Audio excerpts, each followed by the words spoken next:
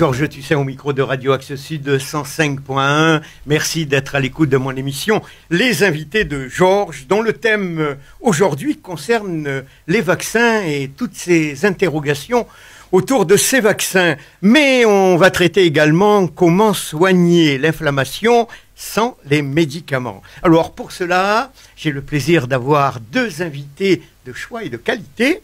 Alors tout d'abord, le docteur Anne-Marie Tubéry, qui est médecin spécialisé en cancérologie. Anne-Marie, bonjour. Bonjour Georges. Et d'autre part, nous avons Alexia Otonac, qui est naturopathe spécialisée en micronutrition. Bonjour. Bonjour Alexia. Georges. Alors, c'est un grand plaisir de vous accueillir. Vous êtes des habitués du studio maintenant, on peut dire, hein. Et donc, nous allons parler lors de cette première partie d'émission du vaccin, de la gestion aussi, de la vaccination. Alors, le docteur Anne-Marie Tubéry nous apportera quelques éclaircissements à ce sujet. Et la seconde partie d'émission sera réservée à Alexia Otenac, qui nous dira comment soigner les problèmes inflammatoires par des méthodes naturelles, avec un régime approprié et qui n'est pas du tout contraignant, je peux vous le dire. Alors, soigner l'inflammation, bien sûr, c'est, disons, en collaboration avec, vous avez sorti un livre qui s'appelle « Comment soigner l'inflammation sans médicaments ». Sans médicaments, co-signé avec Carole Garnier. Voilà. Aux éditions Le Duc. On sait tout, et je peux vous dire que dans ce livre, il y a également 50 recettes pour maigrir et soigner. Tout à fait. Également. Et tout d'abord, nous allons passer la parole au docteur Anne-Marie Tubéry. Alors, Anne-Marie, avant d'attaquer le sujet de la vaccination, des vaccins, très rapidement, parlez-nous un petit peu de votre parcours professionnel et puis également de votre rencontre. On en avait parlé la dernière fois, mais il serait bon de le repréciser, avec le docteur Pierre Tubéry, qui est devenu votre mari, qui a été un grand chercheur, éminent chercheur. Hein. On lui doit le Desmodion, hein, également avec votre collaboration. Alors, dites-moi un petit peu ce parcours professionnel, médical. Ben, le parcours médical, il est long puisque je suis âgée, il est riche. Mais non, mais non. Vous êtes jeune de cœur. J'ai de la chance d'être âgée, il est riche et voilà, il a été partagé par beaucoup. Il a été enrichi par notre présence en Afrique en tant que jeune médecin dans un dispensaire du Nord Cameroun et dans lequel les guérisseurs, on appelle dit maintenant les tradipraticiens, nous ont fait l'honneur de nous donner le secret de deux plantes, l'une guérissant la lèpre et l'autre le psoriasis, à laquelle s'est jointe une troisième plante dont nous avons pris la connaissance un peu plus tard, le Desmodium, qui a fait un peu la notoriété, les autres étant quand même aussi très intéressantes. Et grâce à ce trésor de la médecine africaine qui nous avait été confié, Pierre a beaucoup travaillé avec sa collègue Jacqueline Rago, qui était docteur et sciences, pour valoriser ces remèdes, pour leur donner, si vous voulez, le statut de la médecine contemporaine, de la science contemporaine, en définissant leur nature chimique, leurs propriétés pharmacodynamiques, leurs actions thérapeutiques. Ça a pris 30 ans, voilà. Et toute notre vie médicale s'est bâtie autour de ça. Et en plus, on a toujours été dans une forme de recherche, parce que moi j'ai beaucoup travaillé sur... pas le cancer du sein, j'aime pas ces mots-là, c'est un peu pas assez concret. J'ai beaucoup accompagné des personnes qui souffraient de cancer du sein. Et pour les accompagner, bien sûr, j'ai essayé d'être au maximum compétente et dans mes connaissances et dans ma pratique.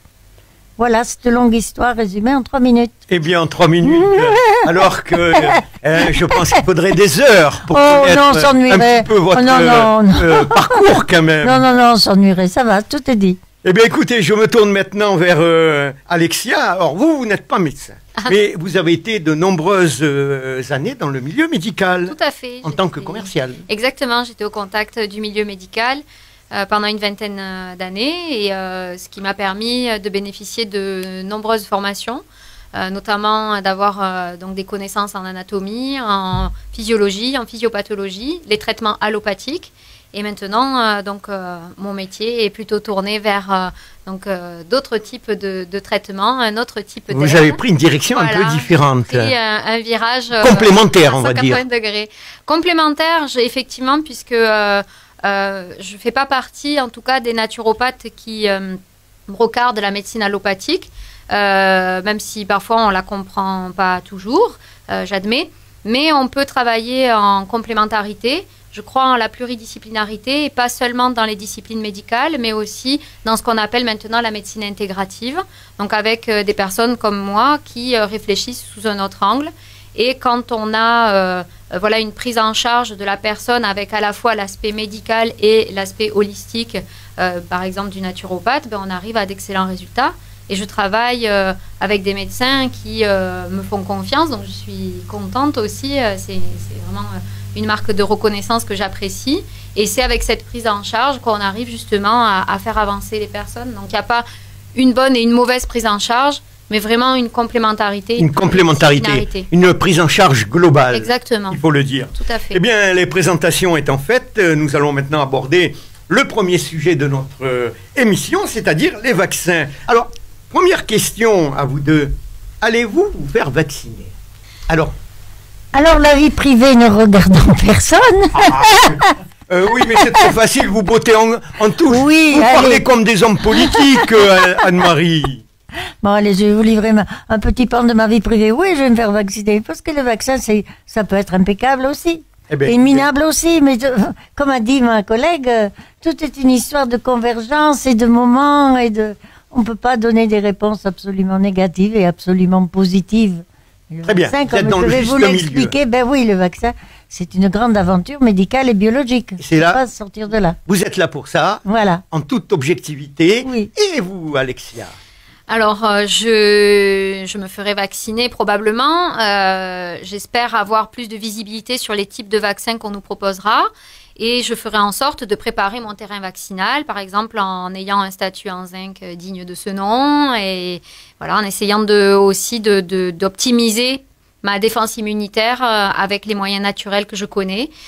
On en parlera tout à l'heure. Donc, mais je pense que d'une façon ou d'une autre, on n'aura pas trop le choix, Georges. Si on veut avoir une vie, vous voyez, j'ai prévu un voyage en Mongolie en juillet. Vous êtes obligé. Je pense que je n'y couperai pas. Hein. Absolument. Donc voilà. Absolument. Donc tout est dit. Anne-Marie, on a très bien compris votre position également. Et justement, alors, vous avez derrière vous combien d'années d'expérience médicale? Parce que c'est intéressant d'avoir un petit peu ce que j'appelle une sage. Ici. L'autre jour, j'ai calculé, j'ai passé ma thèse, j'avais 26 ans, donc j'en ai 87 l'année qui vient. Eh bien, bravo. Donc ça fait que 60 ans de médecine. Alors, 60 ans, bravo. Ça te le dit quand même. 60 ans de médecine. Oui. Alors, votre... Et j'arrête pas, vous voyez, tant que j'ai des neurones, je fais de la médecine. Eh bien, écoutez, ça fait grand plaisir.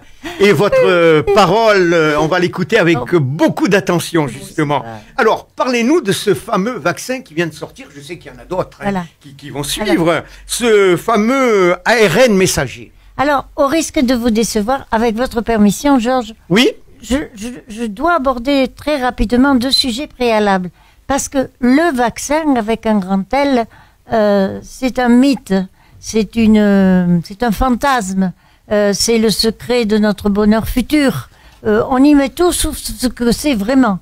C'est-à-dire un moyen, parmi tant d'autres, de faire face à la maladie. Et ce préalable est très très important pour nous déconnecter de cette forme d'obsession sur cette molécule vaccinale qui, pense-t-on, va nous remettre au bonheur d'avant. Mais le bonheur d'avant, c'est fini.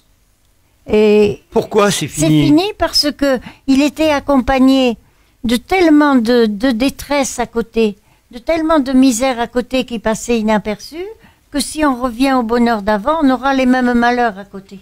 On aura les taux de cancérisation qu'on connaît tous, on aura les taux de... Qui sont passés sous silence actuellement, hein, on parce qu'on parle que du Covid. De la route, on aura la misère des gens dans la rue, on aura cette fameuse... par exemple...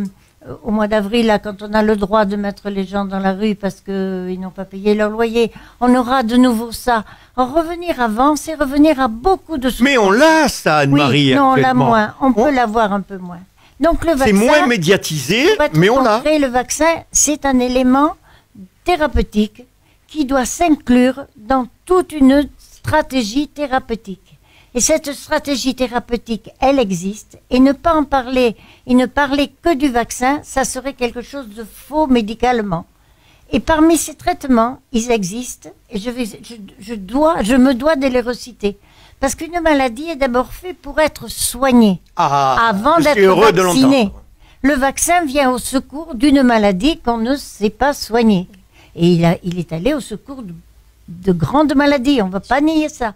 Mais il est en seconde zone, il est après les soins. Or, les soins existent. Et merci de me donner la parole parce que je dois les répéter. Mais je vais vous donner donc la chloroquine. Je ne nommerai pas la personne car ça devient dangereux, mais tout le monde la connaît, qui nous a donné cette information. Mais on le dit, le professeur Raoult. Ben évidemment. Évidemment. L'azithromycine, un chercheur de haut niveau. L'azithromycine, qui est un antibiotique connu, le zinc.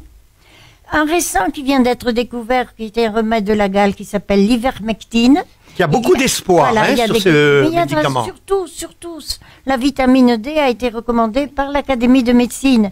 L'artémisia à Madagascar et en Afrique, le desmodium peut être un soutien des premiers temps. Et ma chère homéopathie, auquel je ne sais pas que je la crois, mais que je la vois tous les jours agir, deux tout petits remèdes et grands qui sont le sérum de Yersin et l'influenzinum, qui font des relances immunitaires qui permettent de faire face à la maladie. Donc parler du vaccin comme la seule issue, c'est une arnaque mentale. Ce n'est pas... Oui, mais c'est ce qui se passe actuellement. Non, mais ça, d'accord. Mais nous restons quand même des citoyens qui gardons un esprit libre. Donc voilà, avec cet esprit libre, on doit continuer à fonctionner. Mais vous qui êtes médecin, Anne-Marie, moi, il y a une chose que je n'arrive pas à comprendre. Comment les médecins ont pu accepter qu'on leur interdise de soigner? Eh bien voilà la deuxième bonne nouvelle. Les médecins, ils n'ont pas accepté. Et merci, il me fait des transitions formidables. Eh ben, on ne s'est pas vu auparavant.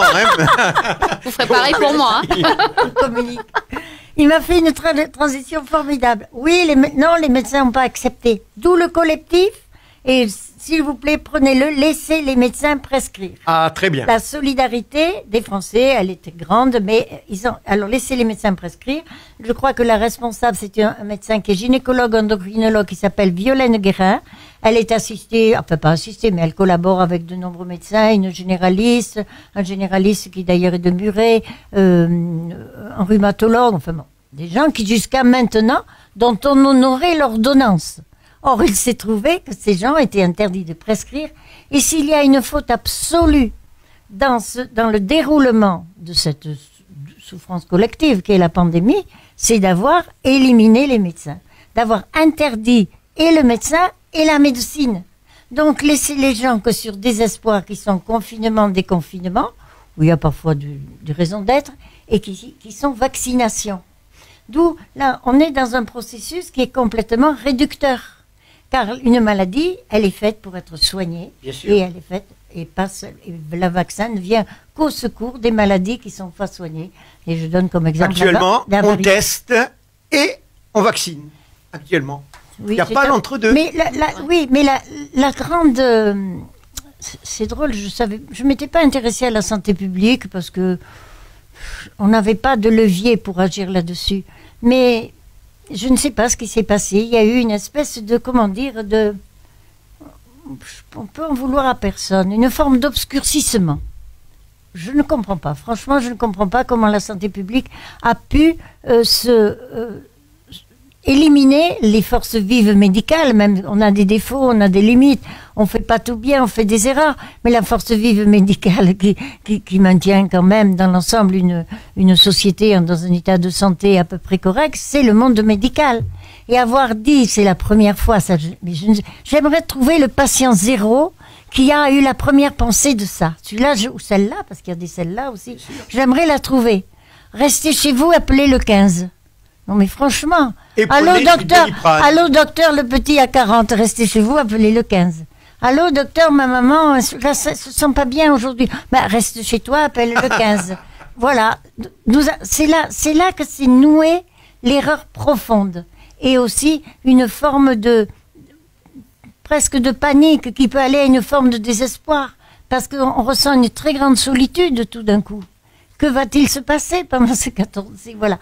Donc ça, c'est la grande erreur, et ce collectif, c'est la base d'une réaction qui ne peut que s'amplifier parce qu'elle est dans la logique, Vous avez bien dans fait le d'en raisonnement. Ah mais Vous avez bien fait d'en parler. c'était fondamental. Dites-moi, il y a combien de médecins en France Il y a, ça je sais pas. Je sais qu'il y a 30 000 médecins dans ce collectif. Alors, je le sais, 30 000 et 100 000 soignants Oui, et, voilà. et autres. Alors, on en profite, vous avez bien fait d'en parler. Ah oui, mais ça, Alors, j'étais contente si de nos ça. auditeurs veulent plus Bien sûr, d'explications, ils faire vont des sur le- recherches, ils vont sur le alors, site. il faut taper manifeste, Voilà, au pluriel. pluriel. Au pluriel.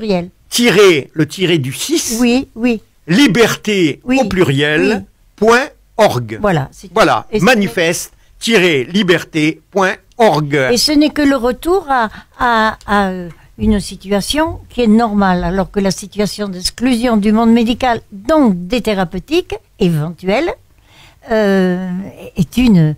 Mais je vous dis, c'est un obscurcissement du mental. On n'en comprend pas le mécanisme. Voilà, on ne peut pas dire plus. Et vous avez tout dit, Anne-Marie. Et concernant, pour revenir au vaccin ARN, parce que certains disent que c'est pas un vaccin, c'est une thérapie génique. Qu'est-ce que vous en pensez? Alors là, c'est très complexe. Je suis pas assez calée en biologie pour arriver à cette définition. Mais ça reste un vaccin. Qu'est-ce qu'on demande un vaccin? Un vaccin, c'est une molécule qui doit fabriquer une défense immunitaire par la production d'anticorps. Les anticorps étant des molécules biologiques, biochimiques, qui permettent de s'opposer à l'agent étranger. Ça peut être un virus, ça peut être une bactérie, comme le tétanos, etc., un bacille ou un virus. Et le processus de la vaccination qui est inné ou qui est acquise consiste à ce qu'il y ait des fabrications d'anticorps qui vont éliminer cet agent qui est toxique pour l'organisme. Et en ce moment, l'agent qui nous préoccupe, c'est le SARS-CoV-2. Donc,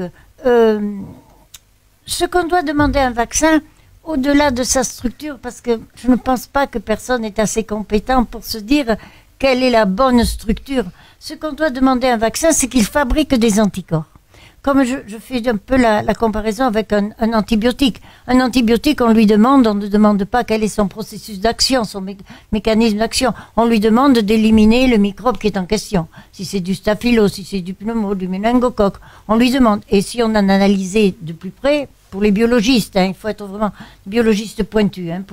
Si on analysait de plus près, on verrait que les mécanismes d'action sont différents. L'un il va agir directement sur le microbe, l'autre sur son enveloppe, l'autre sur des métabolismes. Enfin, bon, je crois que un vaccin, on lui demande une défense. Cette défense, tous les vaccins proposés sont à même de la fournir. Sinon, c'est pas des vaccins.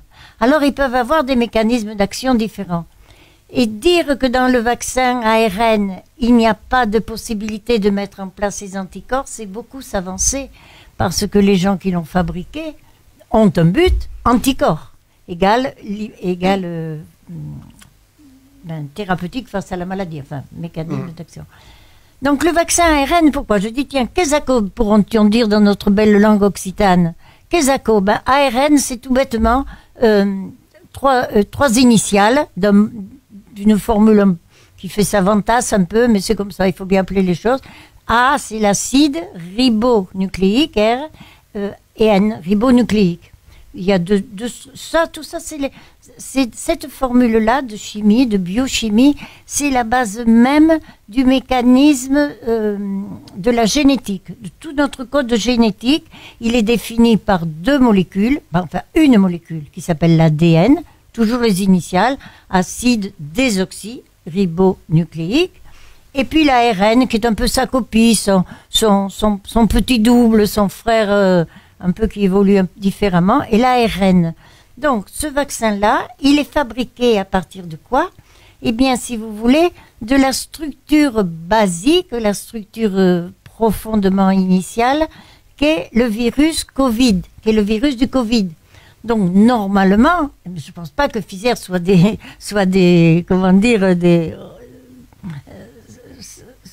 bourreaux d'eux-mêmes. Normalement, cette structure-là qui porte la photographie, plus que la photographie, la substance intime du virus Covid, injecté à un être vivant doit produire des anticorps. Et pourtant, Tant dire qu'il n'y a rien, je ne me permettrai pas. Je Oui, n'ai oui, pas non, les mais vous éléments avez pour raison. le dire. Mais des arguments qui le disent. voilà, Je n'en ai pas. je vais vous citer la dernière intervention du professeur Perron, Oui, qui disait que le vaccin ARN risque de transformer nos gènes définitivement, car un ARN étranger à notre corps pourrait s'intégrer à nos chromosomes. alors j'ai lu, bon, je suis médecin Non, avec bon. le livre, voilà, comme toujours, savant avec le livre. Monsieur Perron est un gars vraiment de grande valeur. Il est quand même encore dans l'hypothèse. Il emploie pourrait, etc. Il ne dit pas, il n'affirme pas. Oui, non, Donc, non, on bien peut sûr. au niveau C'est de une la interrogation, réflexion. hein. Alors, ce que j'ai lu cette réflexion et ce qui est à quoi répondent les laboratoires Pfizer, c'est que ARN, c'est vraiment pas la base première du code génétique. C'est ADN. ARN, c'est son miroir. Oui, c'est autre C'est chose. ça, c'est ça. C'est son frère, son petit frère qui va faire le travail. Mais ADN, il reste fixe, il reste là et il nous donne Mais c'est nos bien. caractères génétiques. Ben, Voilà. écoutez, on pourrait- vous remercie Voilà, de ces précisions voilà. utiles. Oui, dans les... Voilà, je suis médecin avec le livre. Hein. Absolument. Ce qui est dit par les auteurs du vaccin, c'est que tant que l'ARN ne touche pas l'ADN, il ne peut pas bouger la structure génétique de la personne. Donc on Voilà. a bien compris. Voilà. Vous nous rassurez quand Ben, même au niveau de la vaccination. Je donne les mécanismes qui sont dits, qui sont donnés. Voilà. Je ne pense pas qu'un organisme de cette importance puisse, si vous voulez, se mettre en danger majeur, Oui. mais que ce soit même les Russes qui font un autre Mais type on- de vaccin. on n'a pas assez de peut mettre recul son quand même. pays en danger majeur avec ces molécules. Je ne crois pas. Voilà. Je Alors serais Alexia, tellement rapidement votre avis un contre-productif, petit peu quoi, pour si vous rebondir. voulez. Voilà, Alexia. Alors, Alexia, on moi, vous explique sur ça. ce qui m'interpelle effectivement, c'est le manque de recul. C'est-à-dire que Ah oui, mais ça, on sait dans l'industrie pharmaceutique, voilà, qu'il y a un process qui prend des années avec des phases 1, 2, 3, 4 avant non, il y a l'expérimentation, puis la commercialisation des médicaments ou des vaccins, quels qu'ils soient. Là, la chose qui m'interpelle, c'est qu'effectivement, dans un temps restreint, on a fait phase 1, 2, 3, 4, hop, et on y va. Bon, c'est Et, une étude quand même qui a il y a 10 ans d'études. Oh, Oui. oui. Voilà, hein. Le travail C'est sur pas les arrivé en vaccins, 9 on mois, commence hein. il y a très Je suis longtemps. d'accord, mais le SARS-CoV-2, lui, est quand même assez... Enfin, c'est récent, je veux dire, on l'expérimente sur ce virus-là. Peut-être ça a été expérimenté avec d'autres choses. Je crois En pas, fait, non. moi, ce qui m'interpelle, c'est juste le recul. Et on sait qu'il y a déjà eu des vaccins qui ont fait des catastrophes. Mais il y a des vaccins qui ont sauvé des vies heureusement, humaines, tout à il faut le fait. dire. Heureusement que on a pu vacciner nos enfants contre des choses, contre Oui, la le polio, polio, bien le sûr, tétanos, bien des sûr, trucs bien hyper sûr. graves. Absolument. Donc, rejeter le vaccin, non. En revanche, voilà, moi, je m'interroge sur le recul. Mais bon, Oui. voilà. Je crois, mais mes données sont assez récentes, que le vaccin contre l'hépatite, qui a ses défauts, hein, mais c'est un vaccin à ARN, je crois. Ah, d'accord. Oui, on prend la structure intime du virus et c'est assez simple à se procurer. Enfin, c'est simple, c'est un mot un peu prétentieux, mais c'est une synthèse chimique. Donc, on n'a pas besoin de manipuler le virus. On ne prend pas la petite bête, quoi. On prend vraiment sa structure biochimique intime. Et pourtant, regardez avec le vaccin de la grippe, combien d'années il a fallu Oui. pour le mettre au point et encore, il couvre Oui. jusqu'à Oui. 40%, je crois. Hein. C'est pour ça que le vaccin ne sera pas la panacée de devenir Non. comme avant. Il fait partie d'un processus thérapeutique global dans lequel il y aura Mais soignons les certainement gens. tout ce travail sur l'immunité que vous proposez en naturopathie, dans lequel il y aura ces remèdes, dans lequel il y aura parfois des mesures peut-être de distanciation. Ce lavage des mains reste valable, le masque momentanément reste valable, certaines protections sociales restent valables. Il est dans un contexte global, mais il n'est pas la panacée, parce que Oui, après ce on virus, le il y en aura un dit autre. souvent. Ah non, oui, après Voilà. ce virus. Ce n'est pas une nostalgie de l'avant qui fait qu'on doit se précipiter sur Ah, les vaccinodromes. Je suis d'accord. Alors que les personnes âgées, c'est normal parce que, enfin, à mon Les avis... personnes âgées oui. de plus de 75 ans, Oui, il n'y a oui. pas eu de, Oui. de test hein, Oui, concernant le vaccin. Oui, mais bon... On ne ça- connaît pas les effets. Oui. Ben, en réalité, il faut toujours... Qu'est-ce qu'on demande? On ne demande pas des effets négatifs ou positifs. On demande d'être de savoir lutter contre ce virus. Normalement, il doit donner des anticorps qui permettent d'éliminer le virus. Pas d'éliminer, de l'éliminer. Après, qu'il y ait des effets secondaires, mais comme c'est un processus tellement nouveau. Oui. Mais on dit que les effets secondaires arrivent dans le premier mois ou oui, les non, ce premiers n'est jours. pas. Hein. Enfin, moi j'ai lu après. Non, si on ne peut pas faire comme l'industrie pharmaceutique, bon, Dieu sait que je pourrais en parler. Il y a des tas d'erreurs, des tas de choses qui ont été mal faites, etc. Mais il y a eu aussi. Quand même le sida, de lequel on ne trouve pas un vaccin, il y a eu cette trithérapie. Il a fallu que les communautés privées là, on soigne se le défendent. sida. Oui, mais on le soigne, c'est une trithérapie. Il n'y a pas de vaccin parce que c'est très difficile à trouver le vaccin. Et la France a laissé échapper le chercheur, là, pour de la trithérapie, qui est parti à l'étranger. Oui, mais c'est vous bien savez, dommage moi, il n'y a de pas laisser d'étranger. partir Moi, je ne connais nos pas chercheurs. l'étranger. Moi, je ne connais pas les frontières. Oui, Donc, oui, non, mais enfin bon, le cocorico, on peut se le permettre, un petit cocorico. Allez, ça fait oui, du allez, bien. pauvre Bon, chercheur eh ben, étranger. Marie, on vous remercie beaucoup de ces précisions, de Voilà. nous rassurer, Mais oui. de votre éclaircissement. Et maintenant, avant de savoir comment maintenant soigner, non pas la Covid, hein, mais comment soigner les problèmes inflammatoires sans médicaments, uniquement par des méthodes naturelles, eh bien, je vous propose de marquer une courte pause D'accord. musicale. Donc, après cette pause musicale, nous retrouvons nos invités, le docteur Anne-Marie Tubéry et madame Alexia Ottenac, qui, après avoir abordé le sujet de la vaccination, nous allons parler d'un mal qui touche une grande partie de la population, les problèmes inflammatoires. Et je me tourne donc vers Alexia, car vous venez de sortir un livre co-signé, si on peut filmer le livre, voilà, qui s'appelle « Soigner l'inflammation sans médicaments ». Et aux éditions Le Duc Pratique et co-signé avec Carole Garnier. Alors, tout d'abord, qui est Carole Garnier et comment s'est faite cette rencontre? Alors, cette rencontre a été arrangée, on va dire, par les éditions Le Duc qui m'ont approchée, en fait, après avoir pris connaissance de mon profil et de ce que je faisais, pour me proposer l'écriture d'un livre. Donc, voilà, j'ai eu un contact pour savoir si j'avais déjà pensé à écrire un livre, donc, et potentiellement, donc, il me proposait d'écrire sur l'inflammation, avec donc une partie pratique, donc qui est celle que j'ai rédigée, et une partie recette. Et la partie recette, voilà, a été rédigée par donc ma co-auteure Carole Garnier. Donc Carole Garnier, elle est auteure de pas mal de livres, hein, et notamment vraiment sur l'aspect recette santé. Et elle est aussi la créatrice de différentes revues, par exemple Vital Food, qu'on trouve en presse, et aussi de Dr Good C'est Bon, donc elle collabore avec Dr Michel Simès. Et elle est fan donc de recettes, donc elle cherche tout plein de choses. Et donc voilà, elle a mis en place l'aspect culinaire pour les conseils anti-inflammatoires.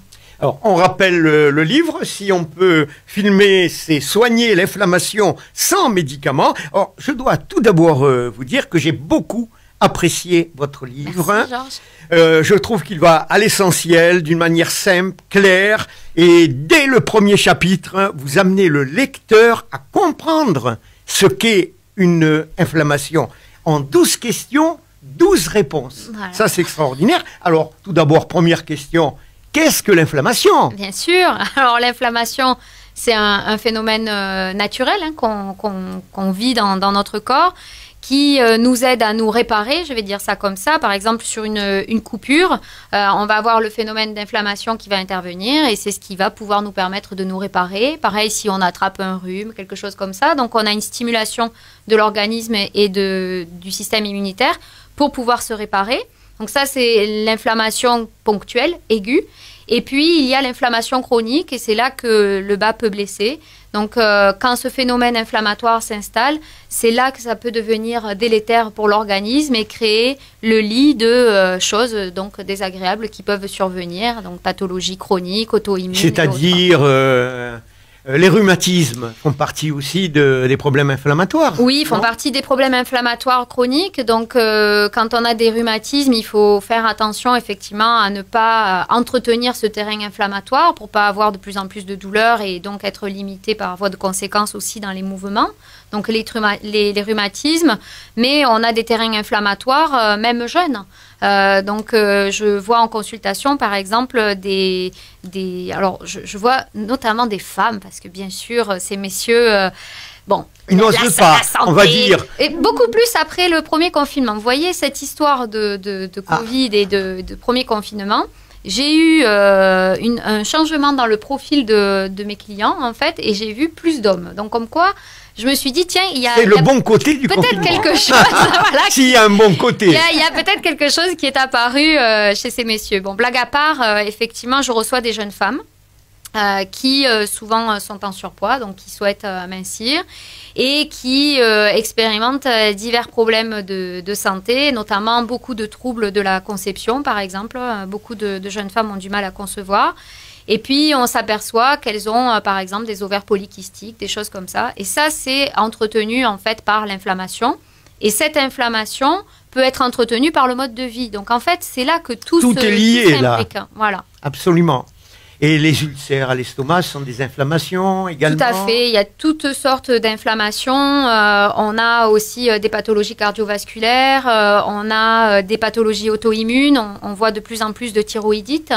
Voilà, qu'elle soit de Hashimoto, de base de dos, voilà, beaucoup de syndromes autour de la thyroïde. Vraiment, ça, c'est en consultation, c'est vraiment. Et très, à très une époque, on ne donnait que, on peut le dire, du lévothyrox. Oui. C'était le médicament un petit peu miracle. C'est ça. Alors bon, ça a bien sûr rendu des services et ça en rend encore. Bien sûr, on n'en doute pas. Néanmoins, chez certaines personnes, on aurait peut-être pu tenter de stimuler la thyroïde, surtout pour les hypothyroïdies. Donc quand la thyroïde elle rame un peu, on va dire les choses comme ça, on peut essayer de venir la stimuler, de lui apporter des nutriments, des micronutriments dont elle a besoin, avant de passer de suite aux hormones de synthèse. Donc c'est ça qui est dommage en fait. Mais bon, voilà.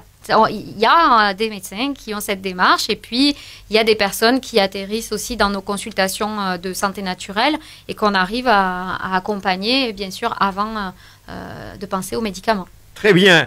Alors, on revient au livre. Allez. Lors du second chapitre, vous donnez quelques pistes pour lutter contre l'inflammation, dont la gestion du stress. Oui. Mais aussi, je vois d'autres méthodes comme la gémothérapie. Alors, comme dirait Anne-Marie, Quesaco, la gémothérapie. Alors moi, je suis catalane, je dis pas Quesaco, je dis Quesacho. Ah. Quesacho. Bon, alors, ça veut dire... Mais on est raccord. On l'aura compris. La gémothérapie, en fait, provient de la phytothérapie. Donc, la phytothérapie, c'est la science des plantes, d'accord? Donc, dans cette phytothérapie, il y a des sous-catégories. Donc, il y a par exemple l'aromathérapie qui concerne les huiles essentielles. La phytothérapie avec toutes les plantes, donc desmodium, tout ce qu'Anne-Marie a pu ramener d'Afrique avec son cher et tendre. Donc voilà. Et puis il y a aussi la gémothérapie. La gémothérapie, c'est la science des bourgeons et des jeunes pousses en fait. Donc là, on a deux aspects dans cette thérapie. On a une dimension vraiment, je vais dire, chimique avec une action, donc tel un principe actif, d'accord? Mais on a aussi une dimension vibratoire, donc là, je parle d'énergétique, en fait, avec les bourgeons de plantes.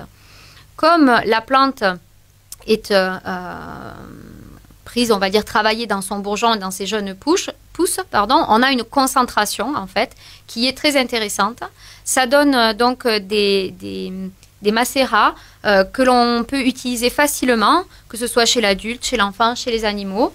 Et c'est quelque chose qui est très intéressant et qui travaille doucement et sur le long terme. Donc, on peut venir accompagner avec la gémothérapie.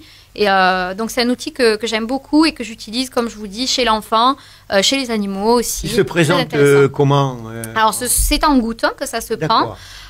Donc, en fonction des marques, mais on prend entre 5 et 15 gouttes par jour qu'on peut répartir. Comme les fleurs de bac Oui, sauf que les fleurs de bac, on est vraiment sur quelque chose de vibratoire. On n'a pas l'aspect, comme les huiles essentielles, où on a cet aspect chimique qui agit sur, voilà, comme un principe actif de médicament. Je fais un parallèle, mais donc on a quelque chose. Les fleurs de bac, on n'a pas de mécanisme, on ne sait pas comment ça fonctionne. Donc, un peu comme l'homothérapie. L'homéopathie.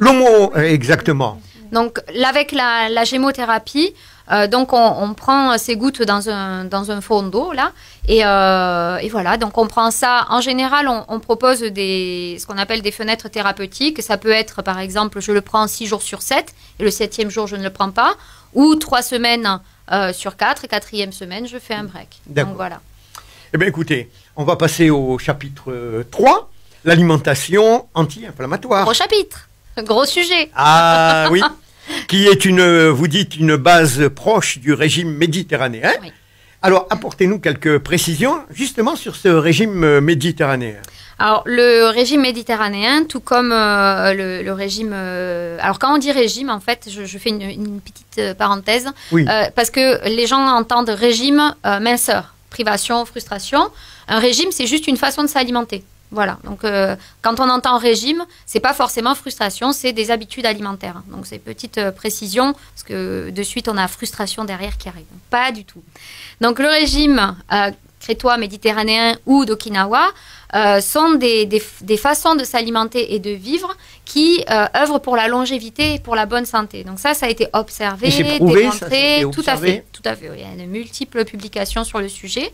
La prévention des pathologies cardiovasculaires et le fait justement d'avoir un terrain inflammatoire vraiment éteint.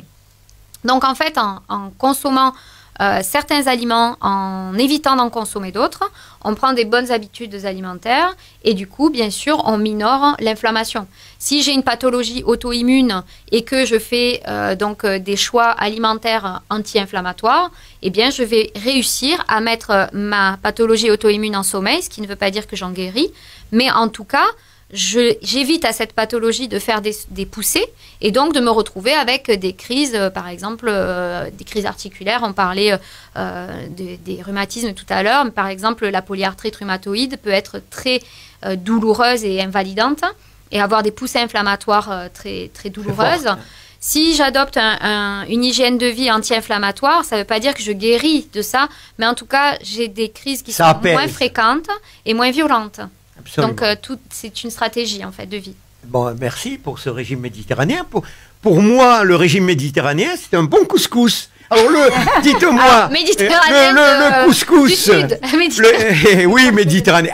Ça fait partie du bassin méditerranéen, quand même. Nous, on est plus côté Italie. Je l'ai très bien compris, et de la Grèce également. Mais le couscous, c'est à exclure ou pas? Dites-moi, là. Rassurez-moi. Bon, le couscous, alors, vous savez, Georges, ce qui compte, c'est ce qu'on fait 80% du temps. 20% du temps, nous sommes des êtres humains avec des envies de craquage, des envies de... Oui, mais moi, c'est 80%, voilà. Ça. Ah non, alors ça, plutôt ça va que pas, 20%. Georges. Ça, il faut inverser. Donc, le couscous, vous pourrez manger donc une fois de temps en temps, il n'y a pas de souci, mais il ne faut pas que ce soit votre mode d'alimentation quotidien. Si vous mangez de la semoule tous les jours, la semoule, elle a un index glycémique haut. Et quand on consomme des aliments à index glycémique haut, c'est-à-dire qu'ils apportent beaucoup de sucre et donc il y a des choses au niveau de l'insuline qui se passent derrière, eh bien on entretient le terrain inflammatoire. Donc tout ça aussi c'est connu, c'est prouvé. Oui, mais c'est très intéressant. Et il faut faire attention. Voilà, par exemple, des choses qu'on a dans l'alimentation courante, trop de pâtes blanches, du pain blanc. À exclure. À exclure ou à transformer, j'ai envie de dire. Les pâtes, elles sont intéressantes, il faut en manger parce que quand elles sont complètes, elles ont beaucoup de choses intéressantes, notamment des vitamines du groupe B qui sont nécessaires pour beaucoup de choses dans le corps, pour la cognition, pour plein de choses. Donc, on peut en manger, mais il faut choisir plutôt des aliments, pour parler des pâtes et du pain, mais plutôt complets et de type biologique, bien sûr, pour ne pas avoir un index glycémique on va en reparler tout à l'heure. Alors, j'ai vu quelques menus, quelques recettes que vous proposez. Il y en a une qui m'intéresse. Ah, qu'est-ce que vous avez repéré? Alors, j'ai repéré, pour mon goût personnel, je vois en entrée un bon taboulé. Ok. Avec du persil, bien sûr. Oui. Une dorade. Antioxydant, le persil. Donc, très, très intéressant à consommer. Il faut en mettre partout. Une dorade aux 2 citrons. Ouais, parfait. Ou alors, un poulet aux amandes. Ah, pas mal. Qui est pas mal. Et avec un petit dessert Une salade de fraises au basilic. Très bien. Miam, miam. Oh là, je vois ouais, Anne-Marie. Elle ça ne lui tient va. plus, Anne-Marie. Allez, Anne-Marie, juste 2 minutes là pour rebondir ce que vient de dire Alexia sur les menus contre l'inflammation. Qu'est-ce que vous en pensez? Vous êtes d'accord, je présume? Bah, évidemment. Mais alors, je peux ajouter un petit complément d'une personne, Allez-y. le nom d'une personne qui est décédée, mais qui mérite vraiment une grande admiration et estime, c'est le docteur Signalé. Oh, oui. Et le docteur Signalé qui a écrit un livre remarquable qui s'appelait L'alimentation ou la troisième médecine, c'est qui correspond tout à fait au travail Tout à fait. d'Alexia, donc dans lequel il demandait, il prouvait que l'exclusion en cas de maladie inflammatoire, pas dans le quotidien, pas pour vous, Georges, qui avez une santé de fer, Oh, oh, mais oh, pour oh. tous les autres. C'est vous qui le dites. Éternellement. Non, là, Que Dieu vous écoute. Là, je suis flatteuse. Non, là, je l'ai pas dit. Mais l'exclusion du sans lait semblé, son régime de base était sans lait semblé. Et je me souviens encore de cette petite jeune femme de 25 ans, je me rappelle encore, qui était venue avec un diagnostic très grave de polyarthrite chronique évolutive, qu'on appelle la PCE. Il y a longtemps, il y a eu des progrès depuis dans certaines formes pas de vaccination, mais de thérapeutique auto-immune, là. Et donc, à ce moment-là, ça n'existait pas. Et toute la famille était éplorée parce qu'elle était promise au fauteuil sous peu. Elle venait avec l'image du fauteuil. Elle a fait le régime de Signalé. Elle a quitté son mari, je sais pas, c'est peut-être que... Ah, c'est curieux. Ça. Ouais, elle aurait pas dû, Ah ben. peut-être, mais j'en sais rien. C'est allé en même temps. Eh ben, et elle oui. a ouvert un restaurant en Espagne et je crois qu'elle va ouais. très bien. Ben écoutez, Non, c'est ben, formidable, je cette dis anecdote elle là. se reconnaîtra pas. Mais je me souviens de l'angoisse cette famille qui aimait cette jeune femme là, il avait sa famille proche, ils avaient ce spectacle du fauteuil quoi, dans oui. les 5-10 ans.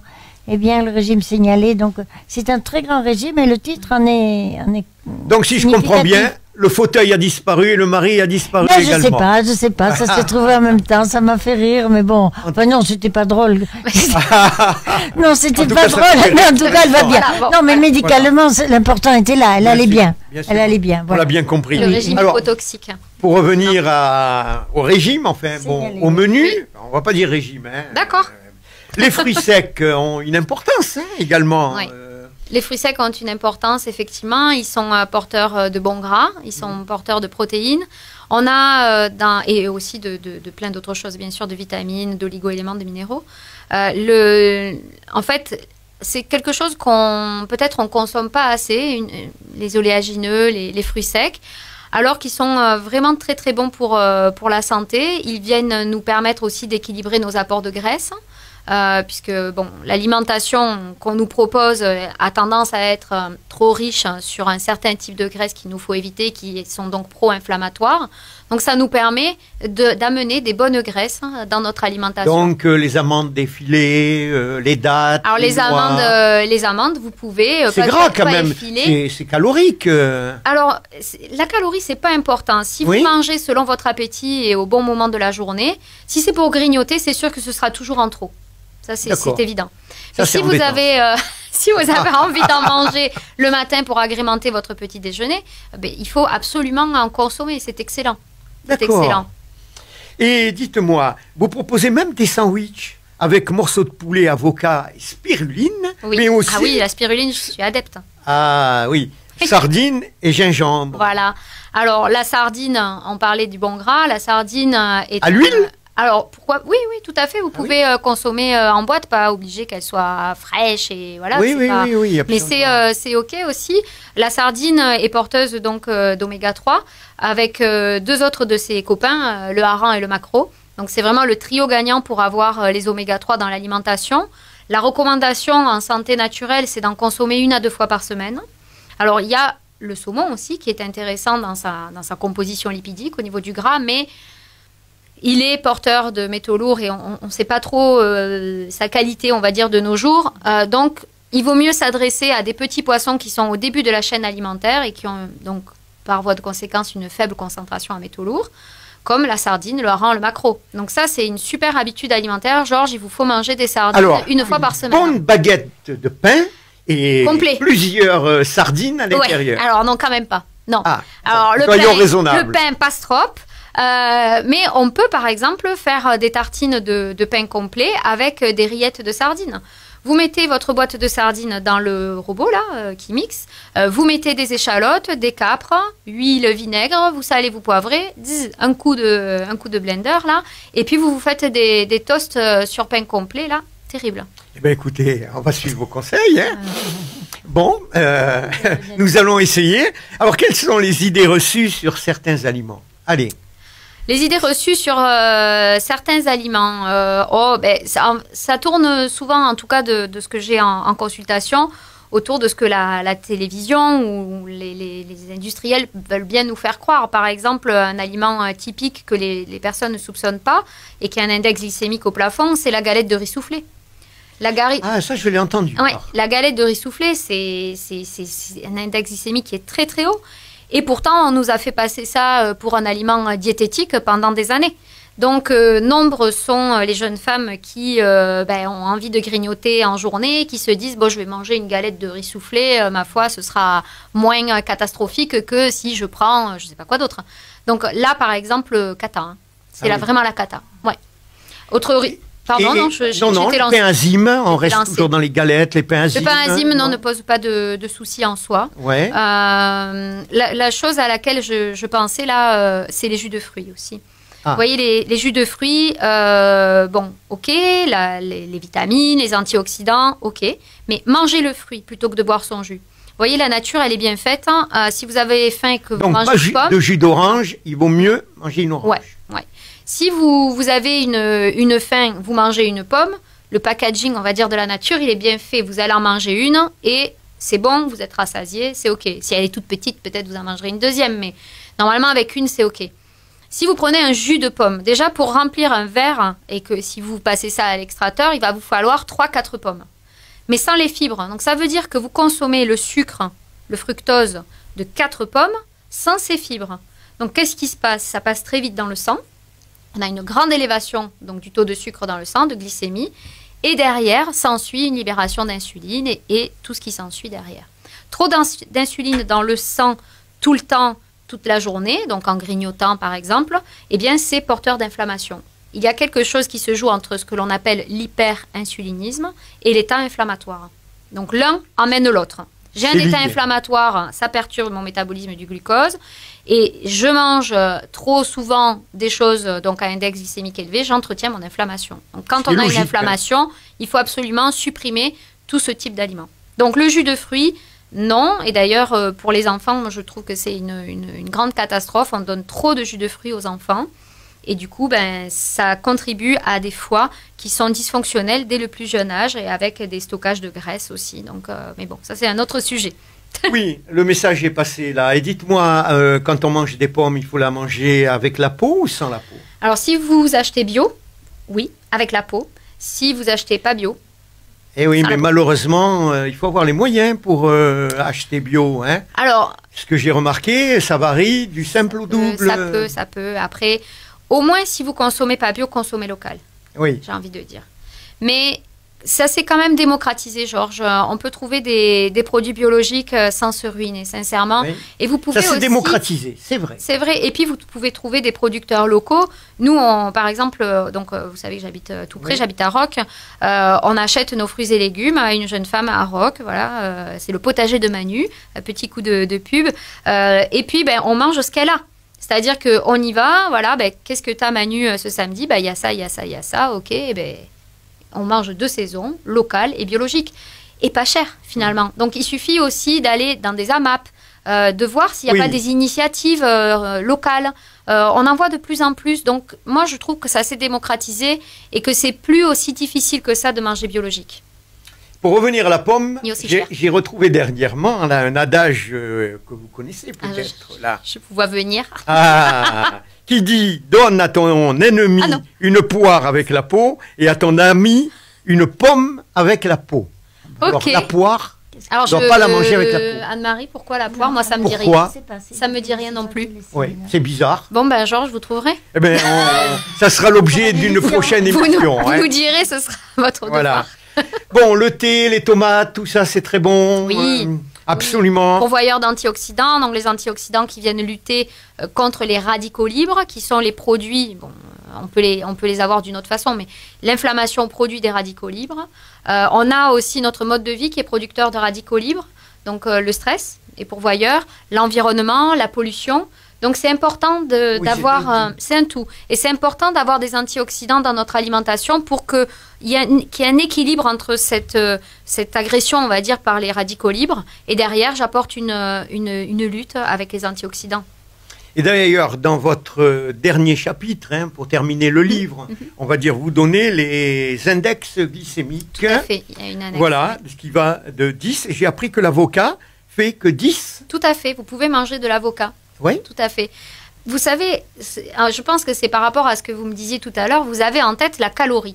Mais la calorie, c'est... On change maintenant l'abord en nutrition, on ne parle plus tellement de calories, c'est un petit peu, comme on dit, old school. Ça peut être intéressant dans certains cas, mais ce qui est important, c'est surtout de se raccorder à sa satiété. Est-ce que c'est important de savoir combien de calories on mange ? La calorie, elle est calculée souvent par rapport à des abacs. Voilà, moi, je fais 1m53, 45 kg, je devrais manger tant de calories. Ben non. Moi, je mange quasiment autant que mon mari parce que j'ai un métabolisme. Je suis active, peut-être même hyper active. Et vous avez besoin, et j'ai besoin de ce nombre ça. de calories. Et puis d'autres personnes avec un métabolisme lent. Et voilà. Donc, les calories, non, les calories. Voilà, en tout cas, c'est pas l'approche que j'ai au cabinet. Je préfère vraiment que les personnes qui viennent me voir se raccordent à leur satiété. Et quand on me dit combien je dois en manger, combien de grammes, non, c'est quand vous avez plus faim, il faut savoir s'arrêter. Et pour ça, se poser la question, est-ce que j'ai encore faim? Et pas, je finis mon assiette parce que mes parents, mes grands-parents m'ont appris qu'il fallait pas laisser. Oui. C'est pas grave, je laisse, je fais un reste. C'est pas grave, je mets au frigo. Ou si j'ai des poules, je donne aux poules. Votre corps vous réclame. C'est ça, en fait. C'est être en pleine conscience de soi, ça, c'est la clé. Donc, juste pour terminer, on a très peu de minutes. On a passé de l'avocat à 10. On va passer maintenant aux frites. Oui, alors les frites. Les frites, ça doit faire partie des 20% du temps, Georges. Moi, je suis une mangeuse de frites. Et vous autorisez de temps en temps, oui. De temps en temps. Ça. Et oui, parce qu'on ne peut pas être en frustration. Les chips non plus, ça le fait. Mortel. C'est mortel. Ah là là. Ouais, tout ce qui est bon est interdit. Mais on va prendre de bonnes résolutions pour 2021. C'est pas interdit, c'est à consommer avec modération. Voilà. Comme ça, il n'y a pas de frustration, Georges. Eh bien, après tous ces bons conseils, nous arrivons presque au terme de cette émission. Mais avant de nous quitter, un petit mot de conclusion. On a commencé par Anne-Marie. Eh bien, moi, je veux dire, c'est... Enfin, toujours, c'est pas seulement l'optimisme, c'est le réalisme. Les médecins se regroupent. Les Français sont, moi je les trouve super parce qu'ils attendent des heures entières devant la poste ou devant un magasin sans râler. Ils ont été mobilisés peut-être avec beaucoup. Ils se sont mobilisés autour du soutien qu'ils avaient par rapport aux soignants. C'est ce qui leur a permis d'accepter les contraintes.